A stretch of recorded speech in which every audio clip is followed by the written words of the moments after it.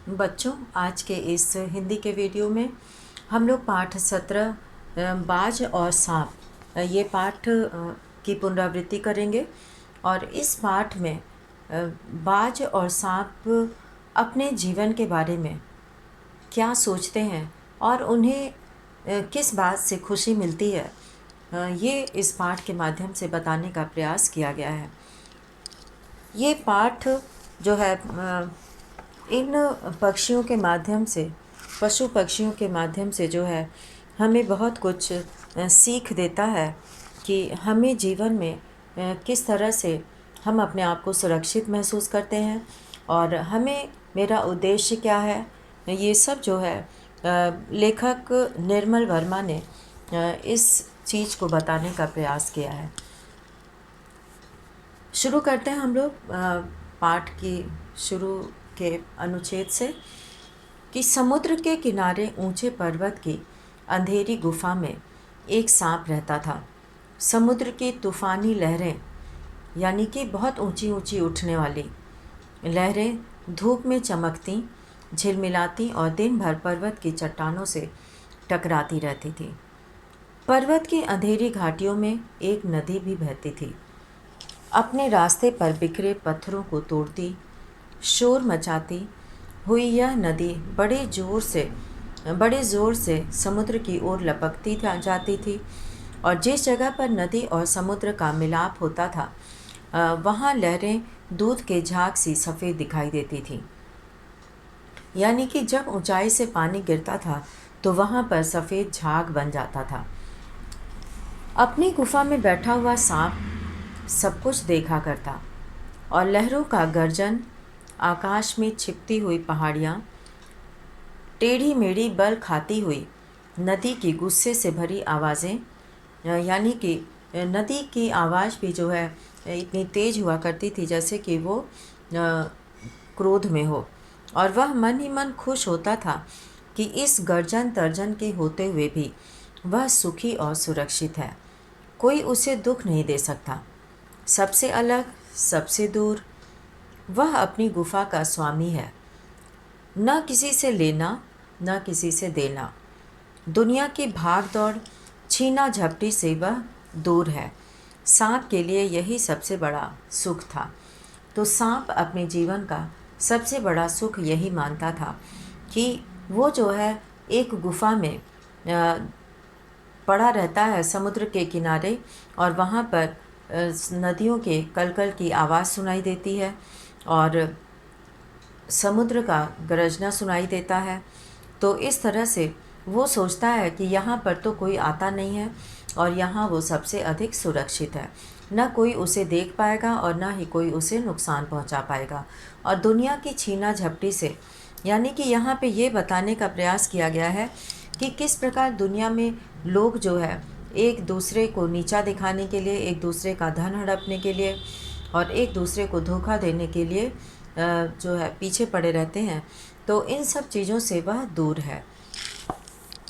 एक दिन एकाएक आकाश में उड़ता हुआ, खून से लथपथ एक बाज सांप की उस गुफा में आ गिरा।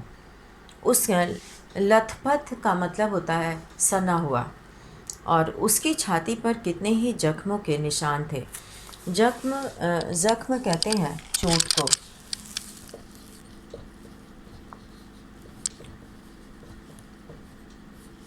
घायल होने पर जो चोट लगा रहता है उसे जख्म कहते हैं। तो एक दिन आकाश में उड़ता हुआ, खून से सना हुआ एक बाज सांप की उस गुफा में आ गिरा। उसकी छाती पर कितने ही जख्मों के निशान थे, पंख खून से सने थे और वह अधमरा सा जोर शोर से हाँफ रहा था।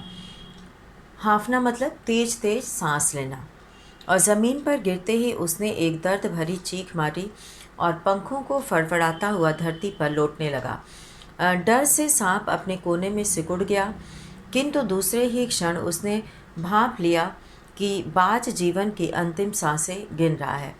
भांप लेना मतलब कि पहचान लेना, जान लेना। तो इस तरह से वो जो है ये अनुमान लगा लिया उसकी स्थिति को देखते हुए कि वो कितना घायल है और कितना खून बहा हुआ है, यानी कि उसे बहुत अधिक चोट लगी है।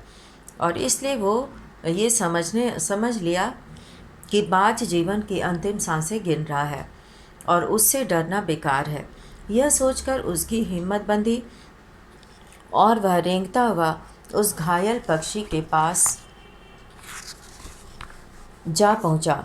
उसकी तरफ कुछ देर तक देखता रहा और फिर मन ही मन खुश होता हुआ बोला, क्यों भाई, इतनी जल्दी मरने की तैयारी कर ली?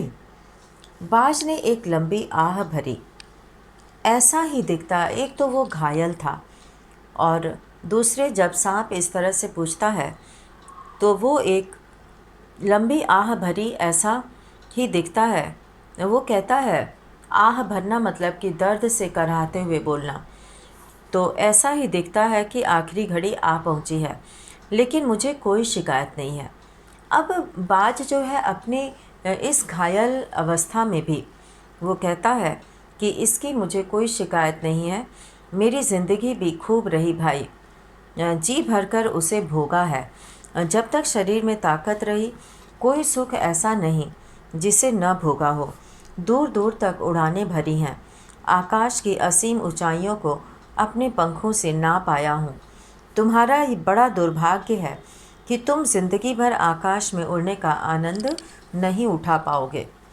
सांप बोला कि आकाश को लेकर क्या मैं चाटूंगा? आकाश में आखिर रखा क्या है? क्या मैं तुम्हारे आकाश में रेंग सकता हूँ? ना भाई, तुम्हारा आकाश तुम्हें ही मुबारक। मेरे लिए तो यह गुफा भली, इतनी आरामदेह और सुरक्षित जगह और कहाँ होगी। सांप मन ही मन बाज की मूर्खता पर हंस रहा था। वह सोचने लगा कि आखिर उड़ने और रेंगने के बीच कौन सा भारी अंतर है। अंत में तो सबके भाग्य में मरना ही लिखा है।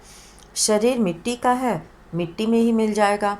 अचानक बाज ने अपना झुका हुआ सिर ऊपर उठाया और उसकी दृष्टि सांप की गुफा के चारों ओर घूमने लगी।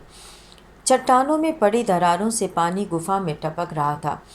सीलन और अंधेरे में डूबी गुफा में एक भयानक दुर्गंध फैली हुई थी, मानो कोई चीज़ वर्षों से पड़ी पड़ी सड़ गई हो। बाज के मुंह से एक बड़ी जोर की करुण चीख फूट पड़ी। आह, काश मैं सिर्फ एक बार आकाश में उड़ पाता। बाज की ऐसी करुण चीख सुनकर सांप कुछ सिटपटा सा गया। करुण मतलब दर्द भरी, करुण अर्थात दर्द भरी।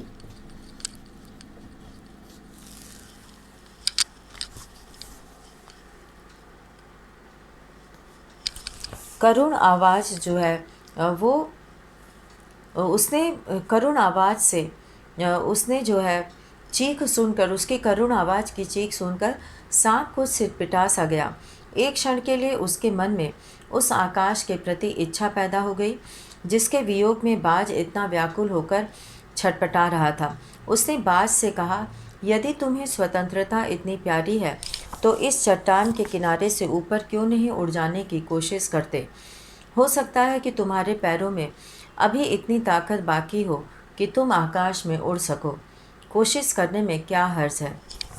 बाज में एक नई आशा जाग उठी। वह दोनों उत्साह से अपने घायल शरीर को घसीटता हुआ चट्टान के किनारे तक खींच लाया। खुले आकाश को देखकर उसकी आंखें चमक उठीं। उसने एक गहरी लंबी सांस ली और अपने पंख फैलाकर हवा में कूद पड़ा। किंतु उसके टूटे पंखों में इतनी शक्ति नहीं थी कि उसके शरीर का बोझ संभाल सके। पत्थर सा उसका शरीर लुढ़कता हुआ नदी में जा गिरा। एक लहर ने उठकर उसके पंखों पर जमे खून को धो दिया, उसके थके मांदे शरीर को सफ़ेद फेन से ढक दिया, फिर अपनी गोद में समेटकर उसे अपने साथ सागर की ओर ले चली। और लहरें जो है उसकी इस कुर्बानी पर, उसकी इस बहादुरी और साहस भरे कार्य पर उसने उसके पंखों को जिस तरह से एक मनुष्य का अंतिम संस्कार किया जाता है, उसे नहला धुलाकर और कपड़े से ढक कर और फिर उसे जो है ले जाया जाता है शमशान तक, उसी तरह से इस बाज को भी लहरों ने अपने पानी से उसे धो दिया, साफ कर दिया, और फिर उसके थके मांदे शरीर को, क्योंकि वो बहुत घायल था और बहुत देर से जो है वो उड़ने का प्रयास कर रहा था, वो अपने जीवन की अंतिम इच्छा पूरी करना चाहता था, एक बार आकाश में उड़कर।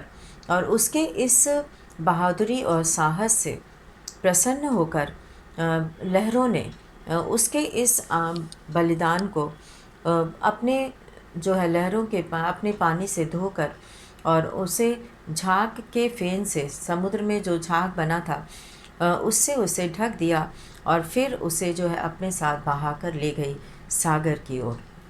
तो लहरें चट्टानों पर सिर धुनने लगी थी, मानो बाज की मृत्यु पर आंसू बहा रही हों। और ऐसा लग रहा था कि लहरें जो है पत्थरों पर जो आवाज़ आ रही थी, ऐसा लग रहा था जैसे कि वो उसकी मृत्यु पर आंसू बहा रही हों। धीरे धीरे समुद्र के असीम विस्तार में बाज आँखों से ओझल हो गया, और फिर कुछ देर बाद वो बाज दिखाई नहीं दिया, वो दूर चला गया। और चट्टान की खोखल में, खोखल कहते हैं खोखली जगह को, खाली जगह को,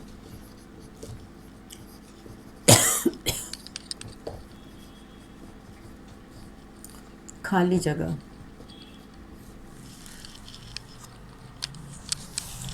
चट्टान उस खोखल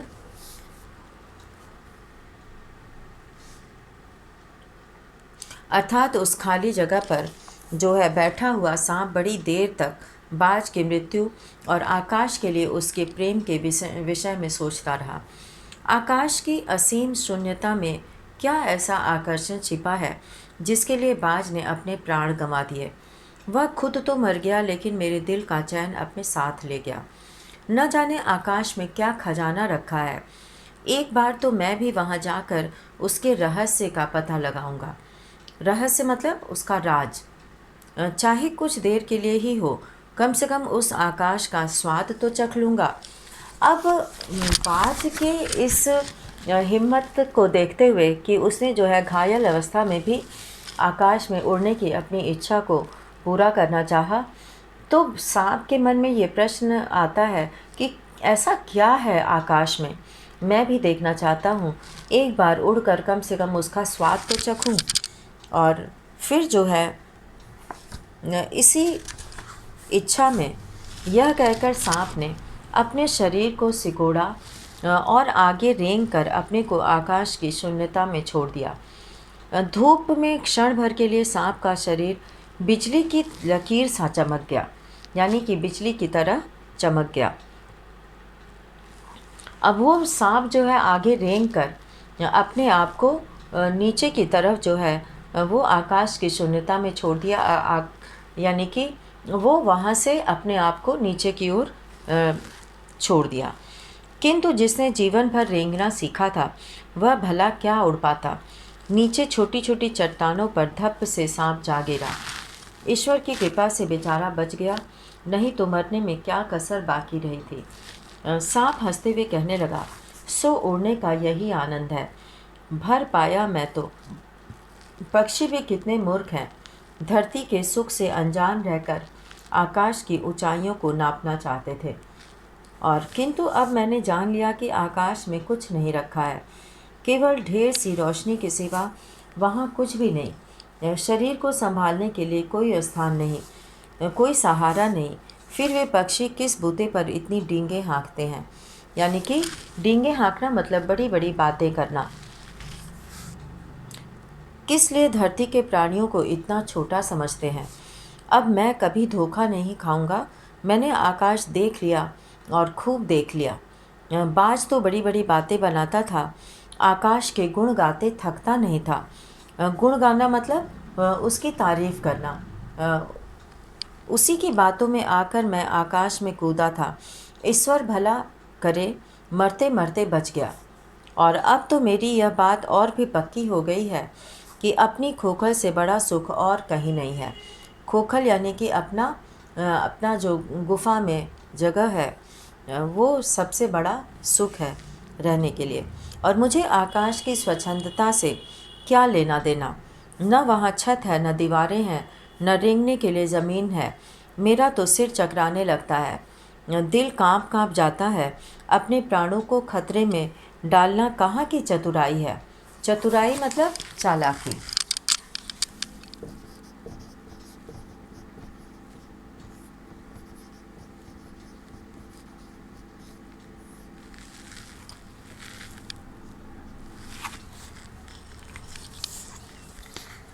ये कहाँ की चालाकी है।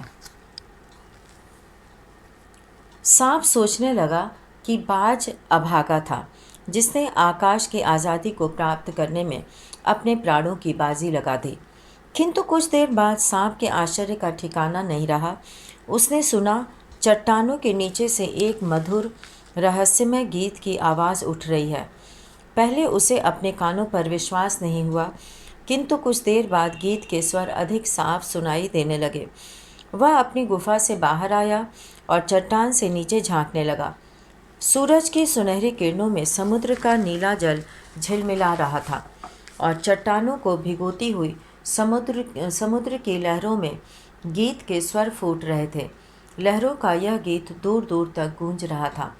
सांप ने सुना, लहरें मधुर स्वर में गा रही हैं।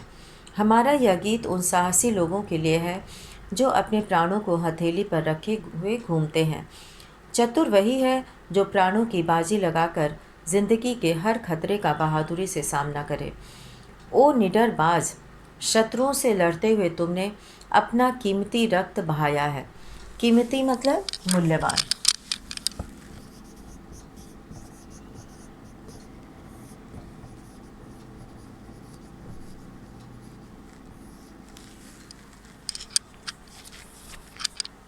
कीमती रक्त बहाया है। पर वह समय दूर नहीं है जब तुम्हारे खून की एक एक बूंद जिंदगी के अंधेरे में प्रकाश फैलाएगी और साहसी बहादुर दिलों में स्वतंत्रता और प्रकाश के लिए प्रेम पैदा करेगी। तुमने अपना जीवन बलिदान कर दिया, किंतु फिर भी तुम अमर हो। जब कभी साहस और वीरता के गीत गाए जाएंगे, तुम्हारा नाम बड़े गर्व और श्रद्धा से लिया जाएगा। हमारा गीत जिंदगी के उन दीवानों के लिए है जो मरकर भी मृत्यु से नहीं डरते। तो इस प्रकार एक बाज के माध्यम से साहस और बहादुरी का ये बहुत ही अच्छा उदाहरण लेखक ने यहाँ पे प्रस्तुत किया है। और किस प्रकार कुछ लोग सिर्फ अपने में रहना जानते हैं और अपने आप को ही बचाने में अपना जीवन लगा देते हैं। तो इस तरह से बाज जो है वो अपने जीवन को पूरी तरह से खुशी खुशी जीता है और अंत में भी उसकी यही इच्छा रह जाती है कि वो एक बार आकाश में फिर से उड़े। तो यहाँ पर इस पाठ के अभ्यास प्रश्नों में से हम लोग कुछ प्रश्नों को यहाँ पे देखेंगे। और यहाँ पर जो है पहला प्रश्न है कि लेखक ने इस कहानी का शीर्षक कहानी के दो पात्रों के आधार पर दिया है। लेखक ने बाज और सांप को ही क्यों चुना, आपस में चर्चा कीजिए। और घायल होने के बाद भी बाज ने यह क्यों कहा, मुझे कोई शिकायत नहीं है, विचार प्रकट कीजिए। और बाज से ज़िंदगी भर आकाश में ही उड़ता रहा, फिर घायल होने के बाद भी वह उड़ना क्यों चाहता था। और सांप उड़ने की इच्छा को मूर्खतापूर्ण मानता था, फिर उसने उड़ने की कोशिश क्यों की। तो यहाँ पर जो है वो सांप बाज के लिए लहरों ने गीत क्यों गाया, ये कुछ प्रश्न है यहाँ पर जिसको कि हम लोग इसमें से कुछ प्रश्न करेंगे। कि घायल होने के बाद भी बाज जो है ऐसा इसलिए कहता है कि मुझे कोई शिकायत नहीं, क्योंकि उसने ज़िंदगी को भरपूर जिया था और जब तक उसमें ताकत थी उसने जीवन का पूरा आनंद लिया और वह अपने जीवन से पूरी तरह से संतुष्ट था, इसीलिए जो है उसने ऐसा कहा।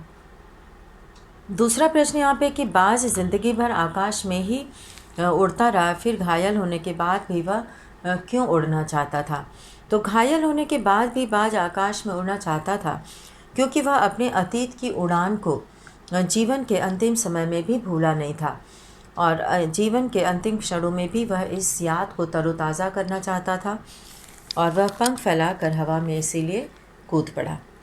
और सांप ने उड़ने की इच्छा को मूर्खतापूर्ण क्यों बताया और फिर उड़ने की कोशिश भी उसने क्यों की। तो उड़ने की इच्छा को मूर्खतापूर्ण मानने वाले सांप ने उड़ने की इच्छा इसलिए की क्योंकि घायल होने के बाद भी बाज द्वारा आकाश में उड़ने की इच्छा देखकर उसके मन में कौतूहल जगा कि आखिर आकाश की ऊंचाइयों में ऐसा क्या है जो बाज घायल होने के बाद भी उड़ना चाहता है। इसी जिज्ञासा को शांत करने के लिए उसने उड़ने की कोशिश की थी। तो इस तरह से यहाँ पे हम लोगों ने कुछ प्रश्नों को किया और इसी के साथ आज का वीडियो यहीं समाप्त करते हैं। धन्यवाद।